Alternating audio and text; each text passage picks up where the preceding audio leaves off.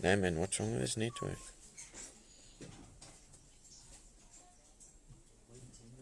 Okay, there we go. Okay. Sorry about.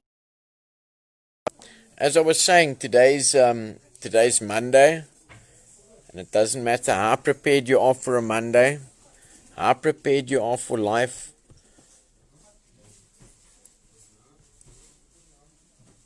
There's always unexpected things that happen.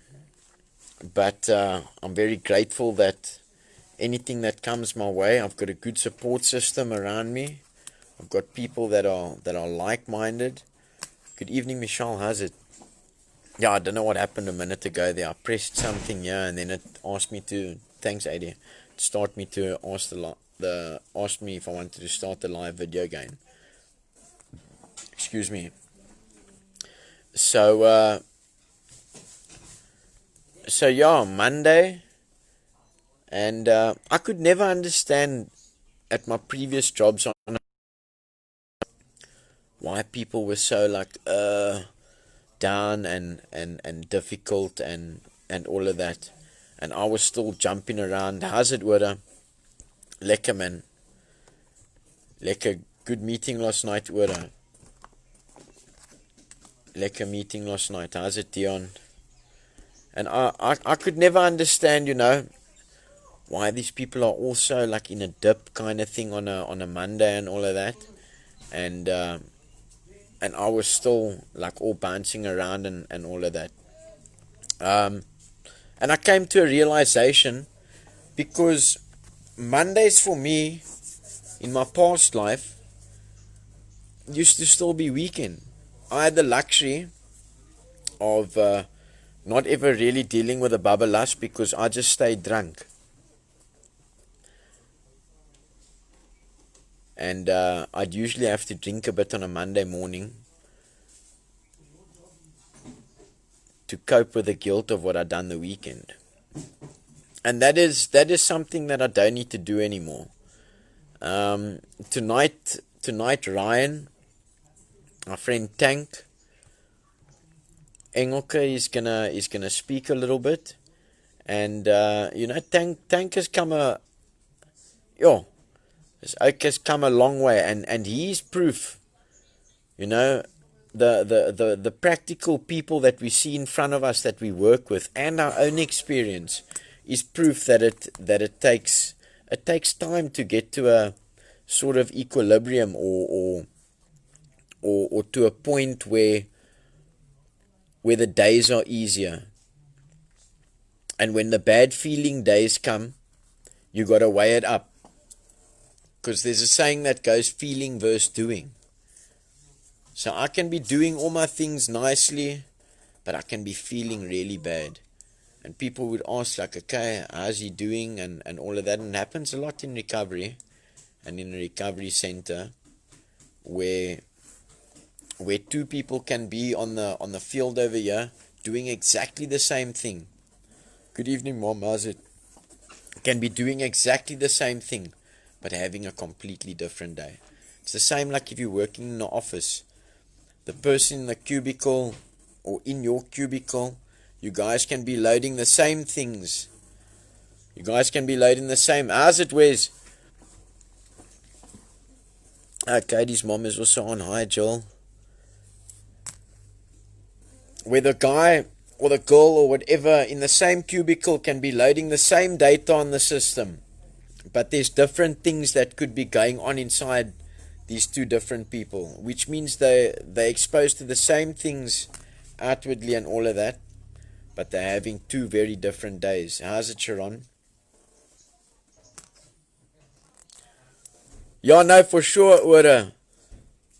Most of my relapses, because I've relapsed once or twice from not listening and from thinking I know it all and from doing better and all of that. And I check. You used to drink coffee, you used to drink whiskey in your coffee cup at work every morning. Yeah, I used to act like I was the Good Samaritan, and on a Saturday or Sunday morning in the complex, kick the soccer ball and play a bit of cricket and whatever with the lighties there in the complex. And the neighbors come out and I look like the Good Samaritan drinking coffee. In the meantime, I've filled my cigarette with Zoll, and there's Black Label in my coffee cup, just to give me the energy to keep up with the lighties, like. And all the neighbors will scream like, check, this is such a grand and whatnot. In the meantime, I'm on another planet. But okay, yeah, we've all done different things. How's it, Beverly? Gladwin, lekker to check you, my buddy. And we had two of our guys today there by Sandy's Eden, that a lot of the dogs were being spayed there. And yeah, so, coming to Tank, hey, I've checked this out, go from starting out, maybe in my opinion, we don't know how easy we've got it until we don't have it that easy anymore, or until something happens in our life that causes us to struggle. And then when we lose everything, or when we abuse it and we don't use it right. How's it, Richie? Lekker, my bro. Richie and Janie came to come say, how's it here by the farm last night? Darren Hansen, I think you said you were in the UK, huh? Felicity, I've checked. Felicity has supported me for, almost a decade, even through all my rises and falls in recovery. And yeah, so just one more other thing I wanted to add there is that Mr. Hall's Facebook has been blocked completely. So all previous posts, everything under his name is not available at the moment on Facebook. We are obviously working on the issue, but there's been jealous people or sick people or corrupt people that has or people that don't like the truth, and that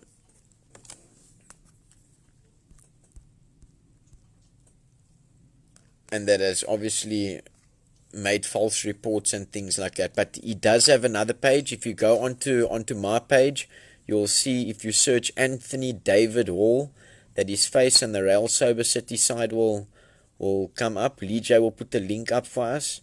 Awesome, lekker Lee J.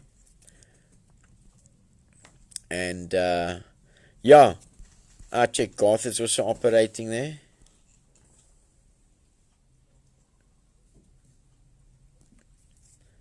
And lekker. So yeah, I was saying, like, we live life and all of that. I think at the age of 21, I thought I had made it in life. I had it all. I was qualified. And how's it, Jared? And yeah, and then obviously fell into ways and mannerisms and things that, and the wrong behavior that got me into a place where I lost everything. I'm not only talking about materially and that. I lost my self-worth and my self-pride and didn't trust myself anymore, because addiction makes you make promises to yourself that you cannot keep anymore. And whoa. Whoops. Excuse me. And yeah, so our parents look after us very well when we're growing up, give us everything we got. Then it comes to our turn to maintain it, and then we don't do as well as them maintaining what we should, or we take things for granted, and in turn some then say, yeah, we've had it too easy, or we don't look after things, or we've taken things for granted and that. And Tank's reputation, as I've heard it, is that He had an excellent work ethic. He done what he needed to do. He worked hard. He partied hard, and then he started partying a little bit too hard. And life took a different course for him. And I think, it was a bitter pill for him to swallow, that he needed to be stripped of certain things to be able to respond and learn things in a certain way. Tank is the only oak that I know that I think in recovery, I wouldn't say played a game, but done really well, took his foot off the gas, or done really well, got everything again, and then almost just about lost it again. But the thing I admire about Tank is that he didn't then give up and run away. He took everything that came his way. And Mr. Hall doesn't play with us when it comes to recovery. Because he knows if he lies to us or if he enables us, that our blood is on his hands. So he'll put consequences in for our wrong actions, but at the same time he will guide us and be there with us through it all. Oh, happy birthday, Joni. Should have been celebrating it here, but okay.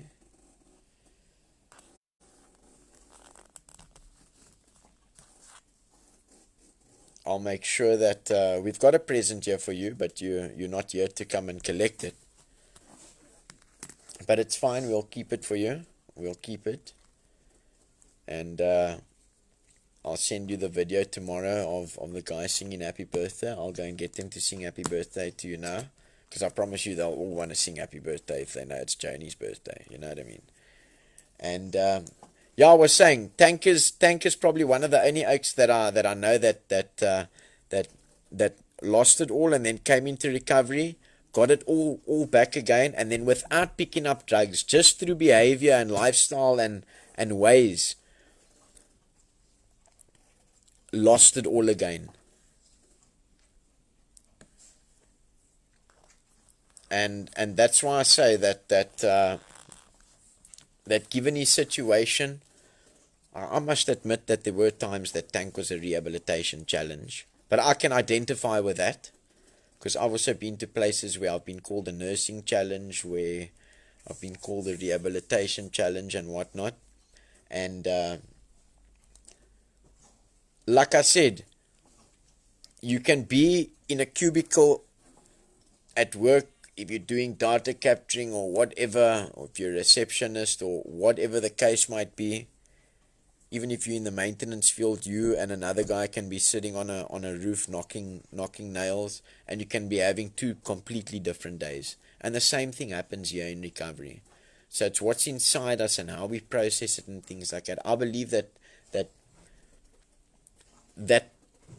Tank has only built up the tools and is where he is today because he learned the tools, and then at the same time, because he was in different situations, learned how to use it as well, which I believe he now has an upper hand, because he's faced and been through just about every scenario or situation as what most people would go through on a daily basis.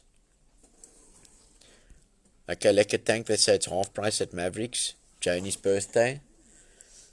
Lekker. Can take Joni to Mavericks for a birthday. That will be cool. Alright, so I'm going to let Tank speak a little bit. I trust him to speak because the program teaches us to be okay with who we are. And if we're not okay with who we are, and there's some kind of inner turmoil or some kind of something wrong, we get the tools to tweak and change and do all of that so that we can become okay with who we are. So just want to remind everybody that that Mr. Hall's page has been blocked by Facebook.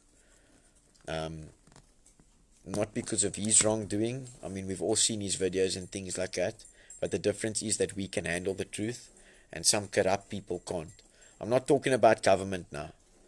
I'm talking about I'm talking about other people that is busy with NPOs and organizations, and we even had somebody collecting money that we don't even know who it is on behalf of RAEL, pretending to be me at times and pretending to be Mr. Hall, and which we think is sick. It's depriving people of who we could be helping to live and get a better life. So yeah, I'm gonna let Tang speak. I enjoy speaking to people, and I can't always have it my way though. And yeah, I think the important part here is that it's nice to get another angle on things. Pardon. It's nice to get another angle on things, and then Lee J will post a link on the page over here. We just ask if everybody can share it. That's Mr. Hall's new profile that he's operating with at the moment, and that's the way it is. All right, lekker Richie for Rabici. Love you too, Richie. All right, lekker Tank. The people's waiting for you to speak here.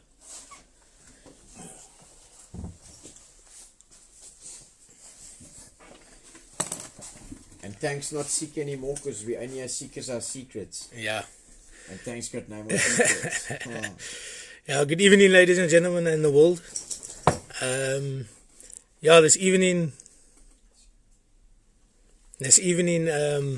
I'd like to speak about gaining everything and losing everything, and things that I've gained through my recovery, and the trust that I've also built up with my families and then destroyed through my recovery. Through going through recovery and that.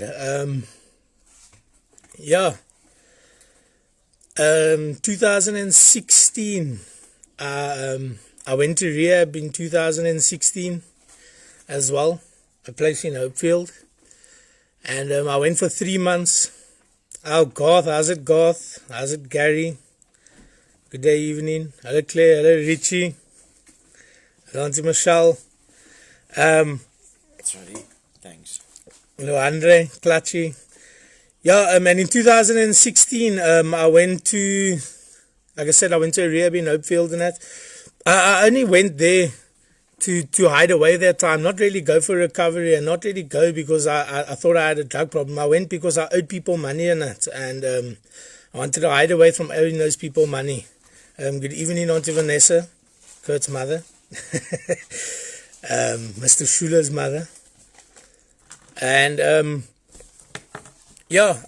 was I left that rehab with my mother taking me out of that rehab after 3 months on my birthday, and I came out of rehab and that moved in with my father, and moving in with my father was he was gonna help me again. Got my job back by my father, and moving. Thank you, Gary. Some people do say my smile is contagious. And moving in by my father and that, but I was... Many days that you didn't smile. Yes, I think I can also cry. My cry is also contagious. Moving in by my father and that, I was 26 years old and that, and my father's one of those hard men that feel that by the age of 18, when you had finished school, you should be out of the house paying for yourself and be on your own 2 feet and that. I'd living with my father also about 2-3 months. I think he was starting to maybe get a bit of agitated with me being there. And my father then decided after being there, after living there, and that he was going to buy me a flat. Well, give me a deposit for a flat, and I would take a bond on that for it. And I didn't put down the drugs because I wanted to put down the drugs and that. Like I said, I was clean in 6 months around about that time. And my father eventually we purchased the flat and that. And 2 months later, I moved into the flat. And when I moved into the flat, the mayor. Lee J, how's it? Who's it? Miller? Yeah. The mayor of Bodersig. Yeah, I moved into my flat and that, and my, I'd got everything in it, and when my father and it got me that flat, the point that I'm going to sort of come down to is when taking that flat and that is as well, like, I moved into the flat, and it wasn't a month later after being into the flat, I started selling again, I started using drugs again, I'd gone back to all my old ways that I was before living by him and before going to rehab and that. Hello, Heather. Love you too, Heather Bayer. And yeah, my father helped me in that, like I said. But getting all of those things in that, when he offered it and that to me, knowing deep down that I was going to do exactly what I started to do after I moved into the flat and lived alone. Like, I already knew before I got the flat that I was going to deal again, that I was going to use drugs again, because I knew that I was going to be alone. And I'm not going to have anybody watching me anymore, because that's what I wanted. I didn't want anybody to be watching me. I didn't want to be told what to do. I didn't want to be bossed around. I wanted to be my own boss. I want to be able to go where I want to, when I want to, how I want to. And yeah, like I said, moving into my flat and I started selling, started drugging, and it wasn't long after when things started really going south and that to me, when I started, how can I say, manipulating people, stealing from people, conning the people out of money. And as I said, I'd taken all of that from my father, but I didn't know how to say no to him, because I wasn't actually ready for it yet. When he offered me and that to buy that flat, deep down inside of me, I didn't want it. I didn't want to say yes to it, but I didn't know how to say no to it. Because I knew exactly where it was going to take me by living alone and getting that flat, and by him helping me, like, that I'm going straight down that rabbit hole again, into that dark hole that I was going into. And the point that I'm sort of getting to is everything here that I think in recovery and that, especially, they always say, like, too much too soon can also kill you, because the exact same situation happened here in my recovery, and later on, going through my recovery, I started losing a lot of things. Like living by myself. Eventually I started selling my fridge, I started selling the TV that my mother bought me, the laptop went. I afterwards sold my Golf 5 TDI for 20,000 Rand. I came in here and Mr. Hall and Mr. Schuler called me the sales rep, the car sales rep and the house sales rep, because the next thing to go was was eventually my flat, but luckily it was half in my father's name still, and it still is half in my father's name until it's fully paid for. And yeah, I was basically, as what they say, is living on the park bench, on the couch in my own flat. I was eating, I remember some nights even eating food, McDonald's chips that was 3 days old in a packet, that had been thrown away, because I had nothing for myself in it. Like, and that's where I get to, that I'd lost every single thing, man. Like, I had nothing left inside of me. I was lonely. I almost had no... I had no family left. I was arguing with my family, fighting with my family, swearing them out, telling them everything. I'd stolen from my mother again when she moved in to help me. My mother even tried to help me when after I moved in by myself and things went down and that. My mother came to come move in by me to try and help me, to make sure that I give her my money to pay my bills. And I again, like, took everything. And with her living there, I stole from my mother and that, and I started stealing her money and that again. And it was that also that really knocked me down in that. I struggled to pick myself up after everything that I'd done to my mother and my family and that. I'm me making the plans to go see them, and I don't rock up. Even with my friends. Me making the plans with my friends, hey, we're going out tonight, we're going to go drink, we're going to go have a good time and that. They're all there waiting for me, and I don't rock up and that. But I'm sort of veering off the thing here of getting too much too soon. Like I said, I was too scared to tell my father, no, Dad, I wasn't ready for what you're going to give me. because all of us always want the benefit. I love the benefit. Anything that I can benefit from, I want. Anything, even if I'm not ready for it. And Mr. Shula always says here, sometimes things don't come your way when you wanted to because maybe you're not ready for it. Like I wasn't accepting, like about 3-4 weeks ago, yeah, my father wasn't bringing me cigarettes that he promised me. And the time that I started, and the last few days before he did bring it for me, I started accepting it. I wasn't obsessing on it. And I was just going through what I had to go through. And all of a sudden, my father rocks up on a Sunday and comes to come drop off a carton of cigarettes for me. And before that, I was like, you know, you're making empty promises again and not bringing his side. And like I said, sometimes Mr. Shula says we have to be ready for what's coming our way. And sometimes we aren't always ready for what's going to come our way. After losing everything and sort of hitting what I call my rock bottom, before coming in here to RAEL, after like I said, selling my car, having no family, being alone, my mother staying 100 meters away from me and not seeing her for a month or two. Good evening, Mick. And it was a hard pill and that to swallow for me. I really struggled in my van. I really struggled to accept that I'd lost everything and where my life was going. I really didn't like the people I was hanging around with. Thinking that I'm this white gangster, this wannabe gangster. That's what I thought I was.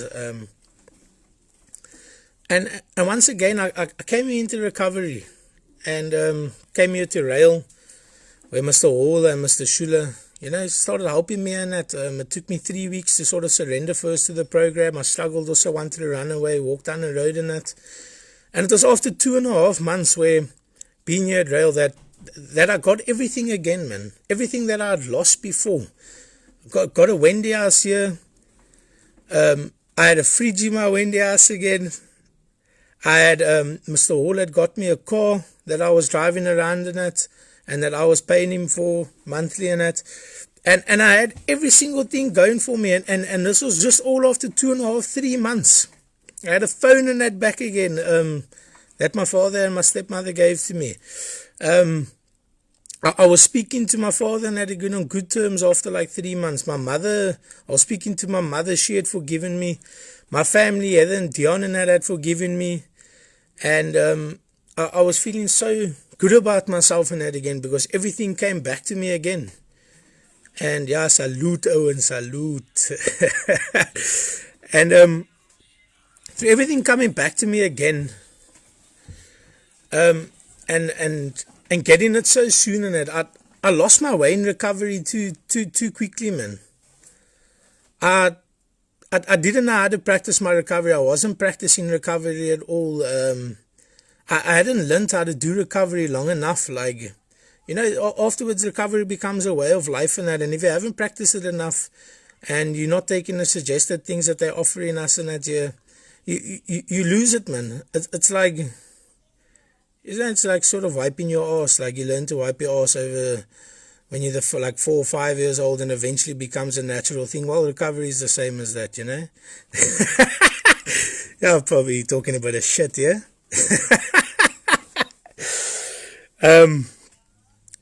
If you sort of get my points, and Mr. Holland gave me everything, gave me everything and that again, and I felt like I had everything again. But you know what I didn't have, man? I didn't have inner peace. I was doing everything, I was doing the program so well, and that all just for the benefit. And because I had everything back now, I stopped working the program. I only started thinking about what I have and how I can get more and how my life seems to be going so well in that. But in actual fact, I'm losing recovery. And when you lose recovery, you lose everything. And it took me about 3 or 4 months again of having everything in that. And slowly but surely stop doing what I had to do. Start isolating, start talking to the wrong people again. Stop accepting, stop surrendering. And I I started struggling again, man. Like every single thing that came my way became a problem. One of my big things is also money. I love money a lot, for the love of money. I love. And yeah, through struggling with losing everything and that, it was then at about my 7 months mark and that, Mr. Hall put me through a test in it, and I failed that test in it. After that test, I felt so shit for about 2 or 3 days because I couldn't accept what he had done, and that I got stripped of everything.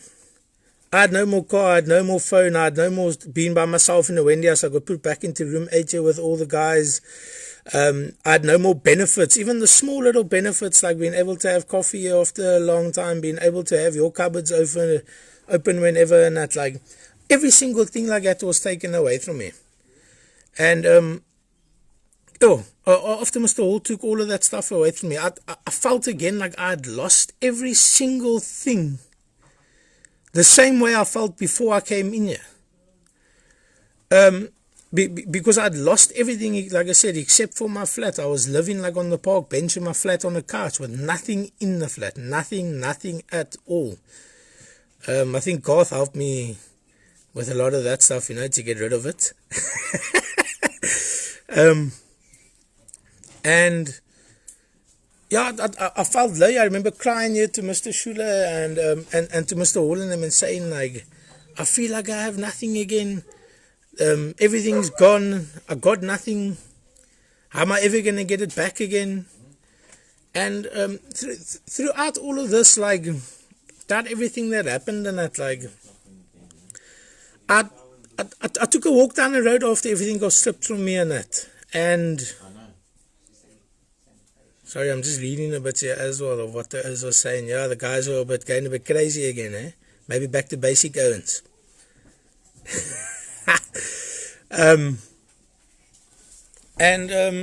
Like I said, I cried here losing everything, and I took a walk down the gravel road and that, and it took me 3 hours to walk back here and ask, can I please come back? Before leaving already to the gravel road, I really didn't want to leave, man. But I know the pride that I had inside of me didn't want to let me surrender to going back to the program and starting all from over again. Like, I knew how to speak everything, not everything in recovery terms, but I knew how to speak what I was taught here over the time, but I didn't know how to do it, like put it into action. What was suggested to me and given to me and that here. And I struggled really to put it all into action. It took me about 2 to 3 months after losing everything and that again to actually start accepting, that I've lost everything and thank, it's time to just look forward and everything will come back again eventually. And like I said, I struggled. I questioned every single thing here that Mr. Hall and Mr. Schuler said to me. I questioned the guys that were leading outside, like AD and that. I got into a lot of big trouble in that, like, got shouted at, screamed at quite a bit, but ultimately it all helped me, like, to start looking at myself and looking what I did wrong and where I went wrong in it. And I realized today that through all of this, like, everything that I got here on the farm and everything that I've got there, like I said, was all just for the benefit. And when that benefit was taken away, there was no recovery. I can only start. Recovery has to happen without the benefits, man. And I understand sometimes, and I still struggle with it here when Mr. Hall and Mr. Schuler say no, that we don't need luxuries in that here for recovery. Eh? It's just actually a complication that takes our mind off what we're really here for. We start obsessing on luxuries instead of obsessing on our recovery. And I sat back here like a lot of times thinking like what I went through and where I went wrong and how I went wrong. And I like Mr. Hall and Mr. Schulen, that maybe in that first 3 months when I got you, really believed that every single thing I was doing it for my recovery, or maybe they knew I was wearing a mask as well. And I was completely pushing myself every single day, and the willingness was there, you know, to do every single thing in it, and but the willingness not really to recover. The willingness was all there just for the benefit. I was doing anything they told me to do because I knew there was something more coming afterwards, maybe, or I'd get something more again, or there's even more to get. And throughout everything that I went through and that as well, like the day I walked down the gravel road, I phoned my mother, I phoned my father. I was telling them I need to come home and that I was wronged and I did nothing wrong. And eventually, like, both of them turned me away and said that, no, you can't come home and that. You must make your own plan. Because we find them first. Yeah, I thought no, I know that. Yeah, I like, even then I felt lonely again, man. Like, my family didn't want me anymore. You know, what was I doing all of this for the last 6, 7 months, 8 months? Like, was I doing this all to get my family back? Because that's what I wanted, is my family back and be able to maybe go back home and them just start giving me everything and enable me again. But actually enable me to death, as they would say. And yeah, I took a good look at everything, and I had to start changing my motives for my recovery, and really start doing everything that I did for my recovery and to get myself stronger in my recovery, because I realized that if I don't, that if I'm going to do this, if I'm going to keep doing this for the benefit, I'm never going to stay sober forever. Because hopefully I can stay sober forever. That's what I would really like to do, stay sober forever.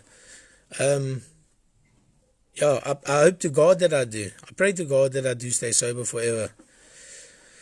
And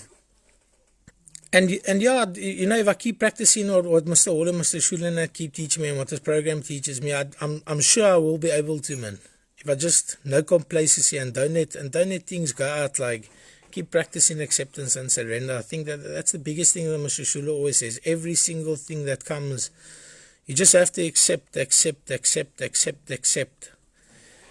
And yeah, I say and a lot, eh? But you, yeah, I just like it even, like I said in this evening's meeting with the guys, and that it took me 12 months, yeah, I think, to maybe fully surrender myself to this program and to RAEL and that. Like I said, I'd surrendered, yeah, sort of to the program. I had surrendered to that I don't want to do drugs again and that. But did I really surrender that I want help? And maybe help from God. Well, help from God and help from Mr. Schuler and Mr. Hall. Because every time Mr. Hall tested me in that, now lately, yeah, I would kick up a big scene in it, and in my mind say, hey, F him and screw this. Why must I do this? And why is he testing me? Who's he to test me? Letting another man helping me. Hey, sorry, I want to read this. It's something long here. Goth. Yeah, lekker Goth. Thank you, my bro. No, Goth's actually writing here to me, Mr. Schuler, but help save his life in that. Yeah. But yeah, where was I again? I was speaking about, Mr. Schuler, where was I? Came back to the program? No. Oh my goodness. Okay, well, let's just start somewhere again, and maybe it'll come back to me. Yeah, I was where my mother, and my phone, my mother and my father, and that, and they turned me away, and like I felt that they weren't there and that for me as well. And again, for when I walked back here, and that Mr. Schuler and Mr. Hall told me straight when I walked into these doors, and Mr. Hall was away, he spoke to me on the phone, and Mr. Schuler said, I was on a 3-month luxury ban, a 3-month phone call ban, and a 3-month visiting ban. Yes, see.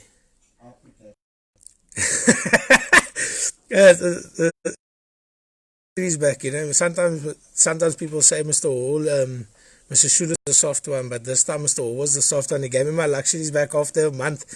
And Mr. Schuler, when he got back, he's like, why has Tanks got his luxury bags?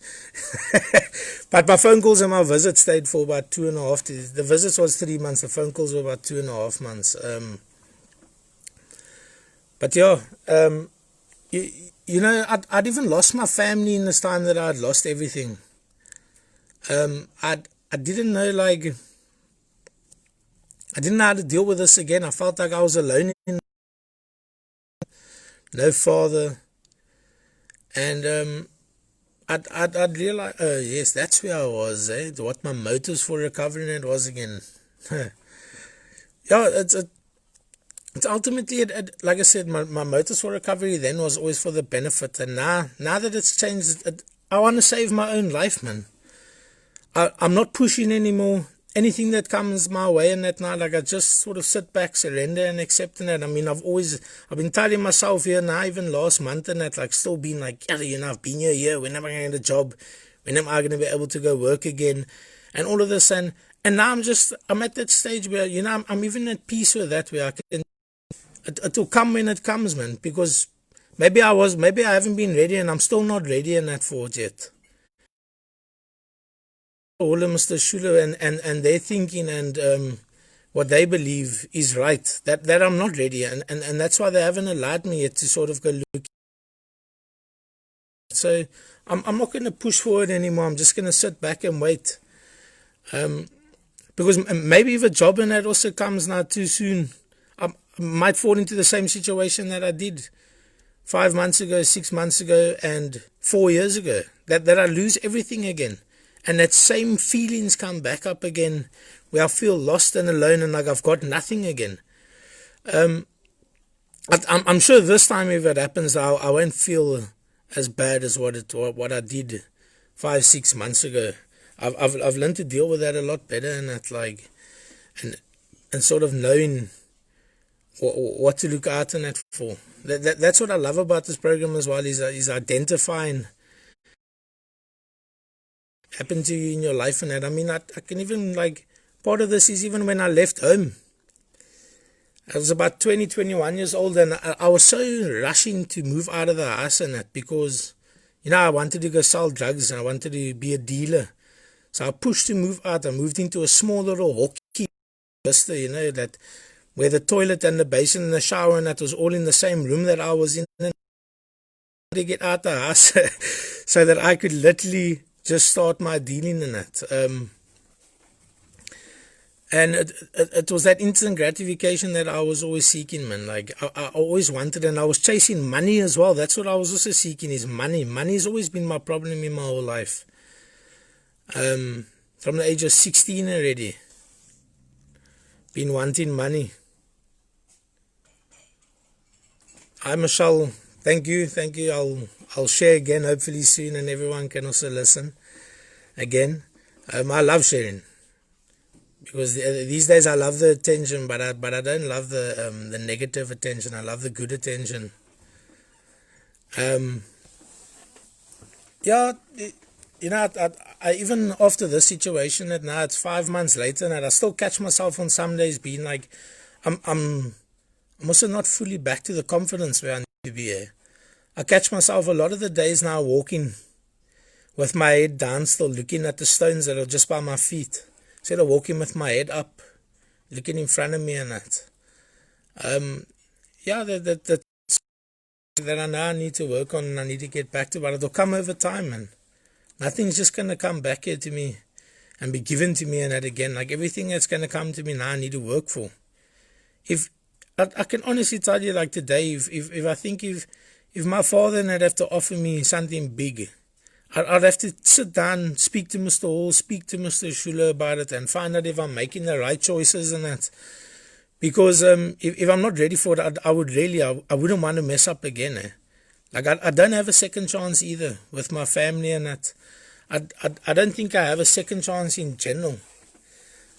Because how broken I came in here, and how broken that I felt, even everything in that again. Like, I don't think, I don't know if I'd be able to go through that again. I really don't think I'd be able to go through that again. Like, I would end up dead sometimes, like, after relapsing that again. So, like, yeah, even you know, the next job in that I have, and let's get to the money and pay and stuff like that. Like, I want to be able to be ready to handle it, eh? Because if you can't handle the money and that's going to come your way, it can lead to a relapse. If you can't manage the money, if you don't have the discipline to handle your money and it's like, and you know, believe it or not, like the small things on this program also teach us a little bit of discipline and budgeting our money and that's when our luxuries come. How can we budget our luxuries? Like, are you disciplined enough to make your luxuries last you the whole month? Because it's a small principle like that, like they say, practice this principle in all our affairs. If you can't if you can't budget your luxuries till the end of the month that you have, how are you going to budget your money to the end of the month that you have? And yeah, I really take this program serious now, and I'm trying to work it with the best of my ability, and that like, I don't want to go down that path again, like, and feel like as low as what I did. Never ever again. And I'm gonna make sure to keep working as hard as I can to stay where I am in that. And yeah, guys, all that I gotta say is like, for everything that we do, and do this for ourselves first, and also for God firstly as well. What is God's will in all of this?